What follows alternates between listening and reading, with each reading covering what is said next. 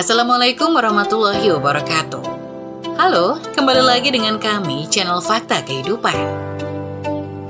Terima kasih untuk kalian semua yang setia menonton channel kami. Kemarin sudah banyak banget yang komen-komen dari daerah asal kalian di kolom komentar. Semoga dimanapun kalian berada, tetap dalam keadaan sehat walafiat dan dalam lindungan Tuhan Yang Maha Esa. Seperti biasa, kali ini kami akan menceritakan kisah yang tentu saja nama dan tempat sudah kami samarkan. Kisah kali ini menceritakan tentang temukan gelandangan di jalan, wanita ini merawatnya. Saat tahu rahasia besarnya, dia terkejut. Tidak usah berlama-lama lagi, kita masuk ke ceritanya.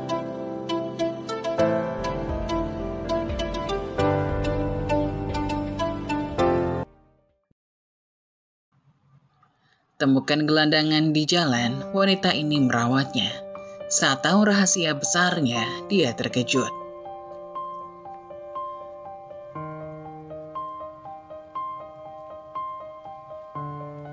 Juwita, seorang wanita berusia 23 tahun, memulai perjalanan barunya dengan bekerja di kota orang. Sebelumnya ia telah merasakan berbagai profesi di desa. Mulai dari membantu menggarap sawah orang, menjadi kuli panggul di pasar, hingga menjadi ojek payung. Semua itu dilakukan Juwita demi sekeping uang, demi kelangsungan hidupnya. Tinggal bersama ayahnya yang tukang mabuk dan tidak memberikan nafkah padanya, membuat Juwita terjebak dalam kesulitan hidup. Beruntungnya, kebaikan tetangga-tetangga sekitar sering membantu Juwita dengan memberinya makan setiap hari dan bahkan memberikan uang saku ketika ia masih sekolah. Juwita terpaksa putus sekolah saat berada di kelas 10 SMA karena tidak mampu membayar biayanya. Untuk mencukupi kebutuhan sehari-hari saja sudah membuatnya harus bekerja keras. Apalagi untuk membayar biaya sekolah yang semakin tidak terjangkau baginya. Oleh karena itu, putus sekolah menjadi keputusan yang dianggap tepat oleh Juwita. Ketika Juwita memulai pekerjaannya di kota, ia merasakan campuran perasaan antara kegembiraan dan ketegangan. Di satu sisi, ia merasa bersyukur bisa mendapatkan pekerjaan yang dapat menghidupi dirinya sendiri tanpa harus tergantung pada ayahnya yang tidak bertanggung jawab.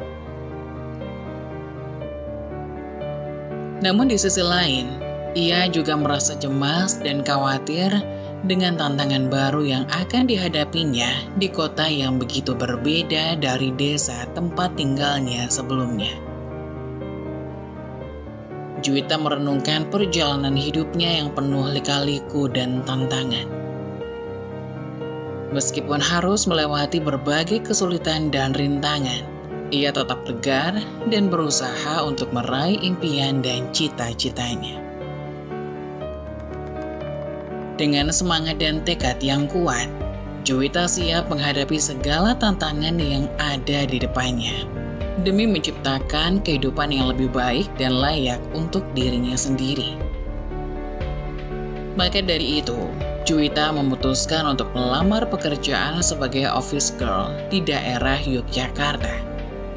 Karena jarak yang cukup jauh dari tempat tinggalnya, Juwita memilih untuk tinggal di sebuah kos yang menurutnya cocok dan lumayan.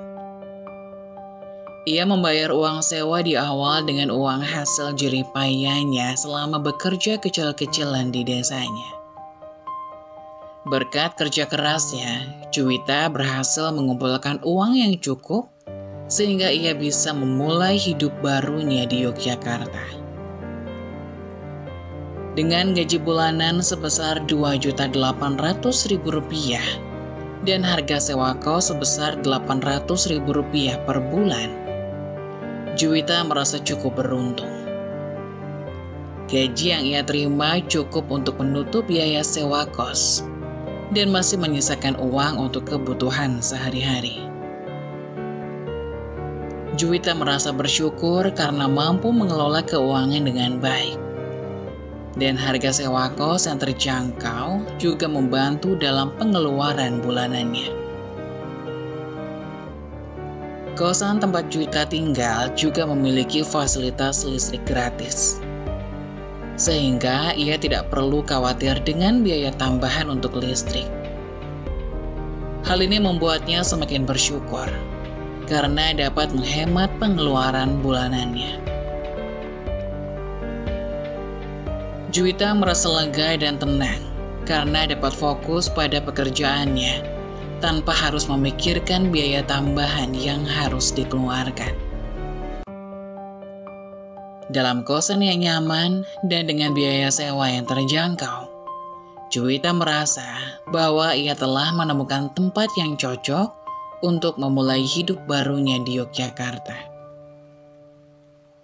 Dengan semangat dan tekad yang kuat, Juwita siap menghadapi tantangan dan kesempatan baru yang ada di depannya. Ia berharap bahwa dengan kerja keras dan disiplin, ia dapat mencapai impian dan tujuannya di kota yang baru baginya.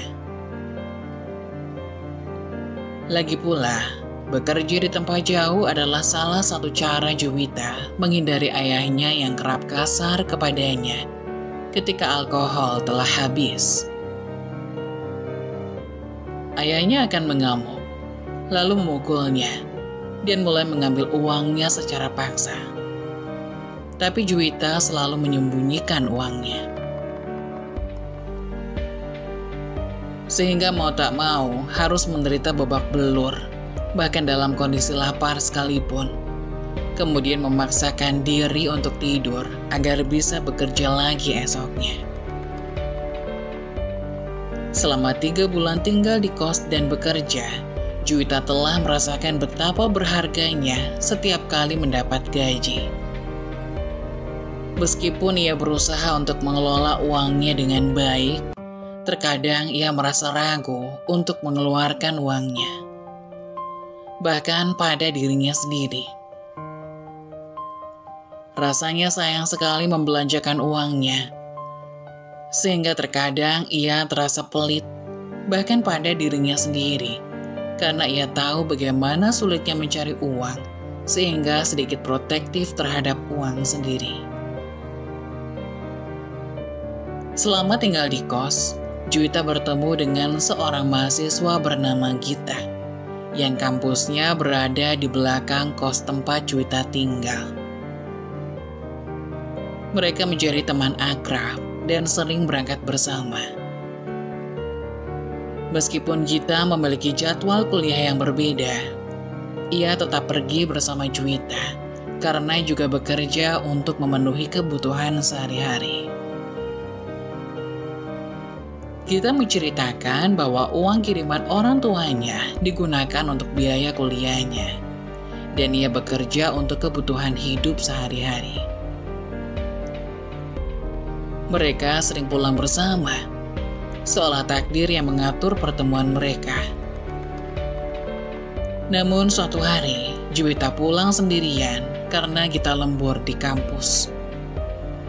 Saat itu menjelang malam, Juwita melihat seorang gelandangan laki-laki tertidur, menyandarkan dirinya pada pohon pinggir jalan. Pakaian kusut dan kotor, tanpa alas kaki, serta rambut acak-acakan, menunjukkan bahwa ia hidup sebagai gelandangan. Namun yang membuat Juwita merasa kasihan adalah luka-luka di kaki dan tangannya yang terlihat begitu saja, seolah tidak mendapat perhatian. Dengan hati yang penuh belas kasihan, Juwita memutuskan untuk menghampiri gelandangan tersebut.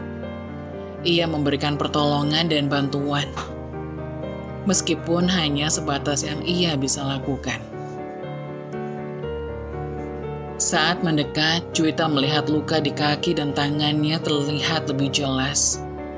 Ia merasa tersentuh dan berharap dapat memberikan sedikit kehangatan dan pertolongan kepada orang yang sedang tertidur di pinggir jalan tersebut. Saat Juwita mendekati gelandangan yang sedang tertidur di pinggir jalan, ia merasa hatinya terenyuh melihat kondisinya. Dengan penuh kehati-hatian, Juwita membangunkan gelandangan tersebut. "Maaf Pak, apakah Anda baik-baik saja?" tanya Juwita dengan lembut. Gelandangan itu terbangun dari tidurnya dan menatap Juwita dengan tatapan lemah. "Terima kasih nak, saya baik-baik saja," jawabnya dengan suara pelan. Juwita melihat luka-luka di kakinya dan tangan gelandangan tersebut. "Maaf jika saya ikut campur, Pak. Apakah luka-luka ini terasa sakit?" tanya Juwita sambil memperhatikan luka-luka tersebut. Gelandangan itu menggeleng pelan. Tidak terbiasa ada orang peduli pada sosoknya. Walaupun pasti ada orang baik. "Tidak apa-apa nak. Saya sudah terbiasa dengan luka-luka seperti ini," ujarnya sambil tersenyum tipis. Juwita merasa tersentuh dengan kekuatan dan ketabahan gelandangan tersebut. "Bolehkah saya bantu membersihkan luka-lukanya, Pak? Saya tidak tega melihatnya begitu saja," tawar Juwita dengan penuh kebaikan hati. Gelandangan itu terdiam sejenak sebelum akhirnya mengangguk pelan. "Terima kasih nak, saya sangat berterima kasih atas bantuanmu," ucapnya dengan penuh rasa terharu. "Ayo, ikut saya ke kos Pak, saya bantu berjalan," ujar Juwita menarik pelan lengan yang tidak terluka lalu memegangnya, membantu berjalan ke kosan yang hanya berjarak beberapa meter. Sesampainya di depan kos, banyak pasang mata yang memperhatikan Juwita membawa seorang pria dengan pakaian seperti itu. Tapi mereka tidak mengatakan apapun. Ia menganggapnya mereka setuju saja. Sehingga ia lekas memasukkan bapak itu ke kamar tanpa ditutup pintunya. Dengan penuh kehati-hatian, Juwita membersihkan luka-luka di kaki dan tangan gelandangan tersebut. Ia merasa sedih, namun juga bersyukur bisa memberikan sedikit bantuan kepada orang yang membutuhkan. Setelah selesai membersihkan luka, Juwita memberikan makanan dan minuman yang ada di kosannya. Gelandangan itu tersenyum lebar. "Terima kasih nak, Tuhan memberkati bantuanmu," ucapnya dengan tulus. Juwita tersenyum hangat. "Sama-sama Pak, semoga Anda segera mendapatkan pertolongan dan kehidupan yang lebih baik," ucap Juwita tersenyum tulus.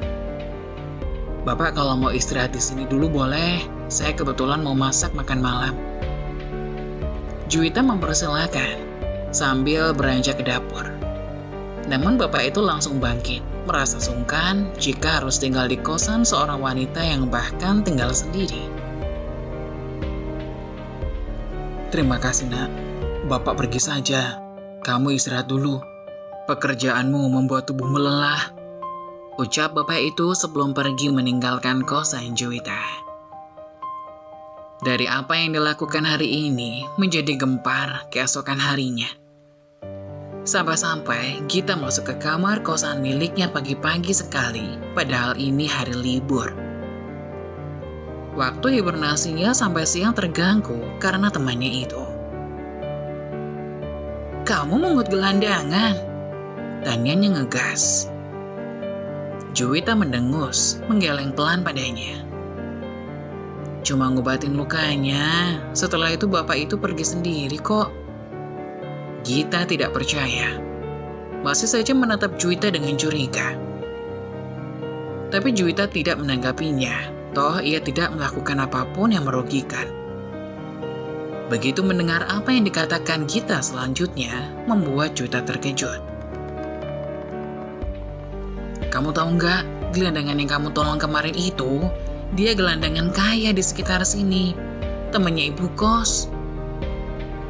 Juwita terkekeh. Tidak percaya tentu saja. Mana ada gelandangan kaya. Kalau begitu, kenapa saat menjadi gelandangan sewaktu kecil ia tidak kaya? Toh, sama-sama gelandangan. Aku serius, Ita. Kalau kamu gak percaya, tunggu aja gelandangan itu balik lagi ke kamu. Juwita merasa tidak percaya dengan kisah tentang gelandangan kaya yang disampaikan oleh orang-orang di sekitarnya. Baginya, itu hanya omong kosong belaka. Meski begitu, setelah seminggu merawat luka gelandangan tersebut, Juwita merasa terharu dan lega karena telah bisa memberikan pertolongan kepada orang yang membutuhkan. Saat Juwita pulang ke kosannya, ia kaget melihat keramaian penghuni kos yang tersenyum ramah kepadanya. Ibu kos menunjukkan selembar kertas yang berisi catatan. Juwita terkejut ketika mengetahui bahwa sewa kosnya telah dibayar untuk 1 tahun ke depan. Ia bertanya-tanya apa maksud dari kebaikan ini. Juwita merasa terharu dan penuh rasa syukur dengan kejadian yang mengejutkan di kosannya. Saat ia mencoba memahami semua yang terjadi, seorang pria dengan jas rapi muncul di hadapannya. Pria tersebut tersenyum ramah dan memperkenalkan diri. Maaf mengganggu, saya adalah pemilik kos ini. Saya ingin mengucapkan terima kasih secara langsung kepada Anda, Juwita. Juwita terkejut dan bertanya dengan penuh rasa ingin tahu. Maaf Pak, apa maksud dari semua ini? Mengapa sewa kos saya sudah dibayar selama 1 tahun ke depan? Pria itu tersenyum lembut. Saya ingin memberitahu Anda bahwa saya adalah gelandangan yang pernah Anda tolong. Saat itu, saya dalam keadaan terluka, dan Anda dengan baik hati membantu saya. Saya tidak bisa melupakan kebaikan Anda. Juwita terdiam sejenak, teringat akan sosok gelandangan yang pernah ia tolong. Dengan suara terbata, ia bertanya, apakah benar, Pak? Saya tidak tahu bagaimana mengucapkan terima kasih atas kebaikan Anda ini. Gita yang juga hadir dalam kejadian tersebut tersenyum bangga pada Juwita. Kamu luar biasa, Juwita. Aku merasa bangga bisa punya teman sebaik kamu. Juwita tersenyum penuh haru. Tidak bisa mengutarakan luapan perasaan di hatinya saat ini. Rasanya seperti gemetar oleh mimpi. Terima kasih Gita, aku tidak pernah menyangka bahwa kebaikan yang dulu aku berikan akan kembali dengan cara yang luar biasa seperti ini. Pria pemilik kos mengangguk. Kebaikan selalu mendatangkan kebaikan, Juwita. Dan kamu telah membuktikan itu dengan tindakanmu. Aku percaya bahwa Tuhan selalu mengirimkan orang-orang baik di sisi kita. Dalam keharuan dan rasa syukur, Juwita merasa tergerak untuk terus berbuat kebaikan dan membantu sesama. Ia merasa didorong oleh kejadian ini untuk menjalani hidup dengan penuh kebaikan dan kasih sayang. Siap untuk menyebarkan kebaikan kepada orang-orang di sekitarnya. Kebaikan selalu mendatangkan kebaikan yang lebih besar lagi. Tindakan kebaikan yang dilakukan tanpa pamrih dan dengan tulus akan selalu dihargai dan dibalas dengan cara yang tak terduga. Setiap tindakan baik yang dilakukan dengan ikhlas akan membawa berkah dan kebaikan. Bahkan mungkin melebihi dari yang kita bayangkan. Setiap perbuatan baik yang dilakukan dengan tulus akan menciptakan lingkaran kebaikan yang akan kembali kepada kita. Kebaikan bisa datang dari siapa saja dan di saat yang tidak terduga. Oleh karena itu, mari terus berbuat kebaikan tanpa mengharapkan imbalan. Karena kebaikan itu sendiri adalah hadiah yang tak ternilai harganya.